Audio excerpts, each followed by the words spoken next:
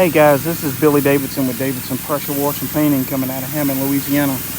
Today we are working just a few miles from Hammond, Louisiana, just west of here.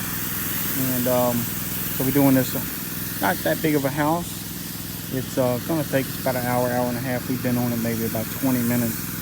And I wanted to talk to y'all about a couple things that you may be guilty of or you may not be guilty of. But this is something fairly important that you want to be careful of. So I'm going to go over a couple things first. What we've done, we've got some 12.5 SH with a little surfactant in it, downstream the house.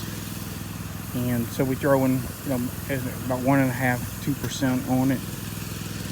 And it's working out pretty good. The house wasn't too bad, but it did have some algae on it and some mildew. Didn't find any black mold out here as of yet. Maybe a little bit along this brake bottom. So we downstream it, just basically go back and rinse it off afterwards. And that brings me to a couple of points I want to make, not specific on this house, but at a customer about 2 weeks ago.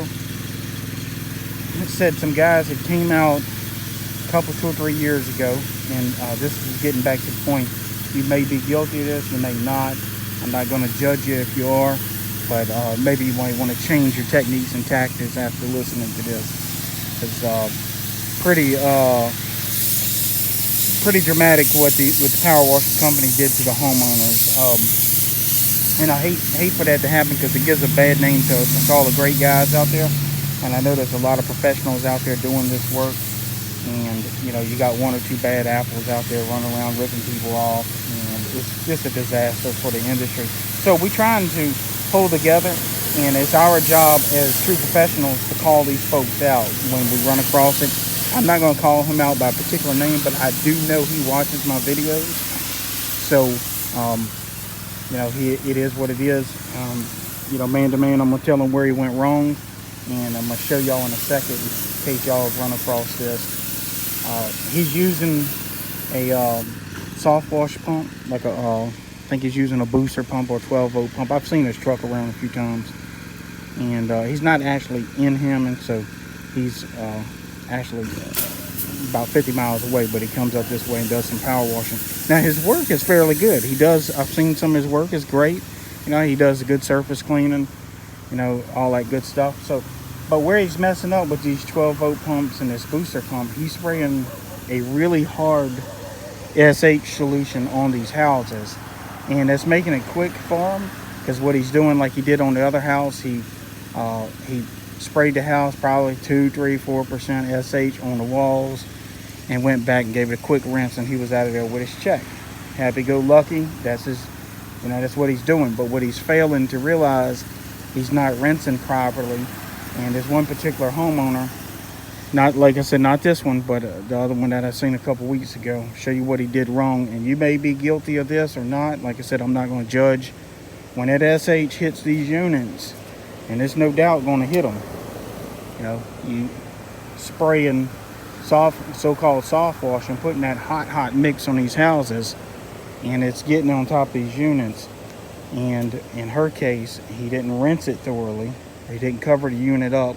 Whatever the case was, I'm not sure, but it ruined her unit, and she had to have the entire thing replaced. It wasn't right at the moment. It took a couple months, and so what happened? He went over there and soft washed that lady's house. All that SH got in that unit, and it didn't rain for several days, maybe a week, and it rusted a lot of stuff out. It quit working on her. So. Matter of fact, what happened, her and the kids had to go stay at a hotel for 2 or 3 days while the unit had to be repaired, and it was out of pocket for her. She called the guy. She said she talked to him a couple times, and of course he pulls I don't know. It wasn't me. He didn't want to take responsibility. And so she was out of pocket for replacing her unit. The unit wasn't brand new. She said it was about half his age. She wasn't looking to replace it for sure, but that SH got in there and finished it off. So like I said, I don't know if you're guilty of that or not, but if you are doing it, change your practice, please, for the homeowner's sake. Just take a few minutes and either cover that up, which, I really don't recommend covering up because they kick on and off. But, if you can get with the homeowner and if you turn the unit off from the inside for 10, 15, 20 minutes, or rinse that thing down very well. And try to limit your overspray. We've been doing this for years. You've been doing this for years or whatever. And however long, you know how to work your angles. You know how to use your trigger. Be careful. Try not to hit some of these electrical boxes, these units. And that goes for window units that may be hanging out the windows too. You don't want to direct spray that heavy SH in it. Now, if you're downstreaming and you're only hitting this wall with a 1.5–2%, it's not as critical. But let's say we're doing a roof, or we soft washing the house with a real hot mix, just trying to get the hell out of there as quick as we can. Like I said, I'm not going to judge, but take a few minutes and rinse off.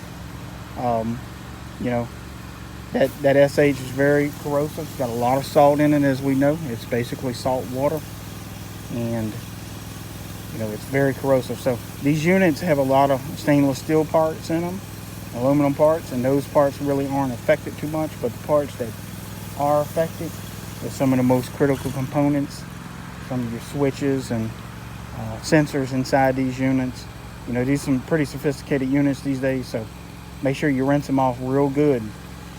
And don't have another homeowner sitting there with a $1,200–1,500 bill replacing their unit when they wasn't expecting it.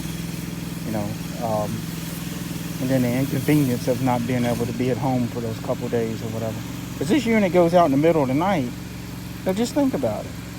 The next day, call an AC guy, he puts you on a schedule. I've had AC units work on it. It might be 72 hours before they make it out there.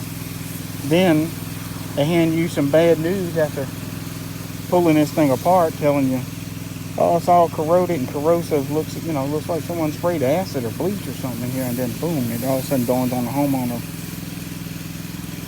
Then they got to order parts or order a new unit, and that's if the homeowner has enough money to cover it. They're trying to take out a credit card, yada yada. You just imagine. Not everybody's got $1,500 just laying around ready to blow. So be mindful of that, if you will. We are professionals out here. Wherever you are, whatever state, whatever county, whatever little city, whatever the little nook and cranny you are in the United States out there power washing, you're not isolated because of the internet. These people can get on the internet and badmouth power washers or tell their horror story, and word gets around. So just as an industry, we need to bring up our standards, be more professional, be more courteous, and charge accordingly. You don't have to be the cheapest guy on the block, but as long as you're the best guy. So that's what matters the most. So anyway, I hope this helps. Like always, you'll reach out to me personally. I hope I didn't step on too many toes out there. I just want to be real with y'all for a minute. And y'all can give me a call or text me. My phone number is 985-345-0778. And I'll talk to y'all later.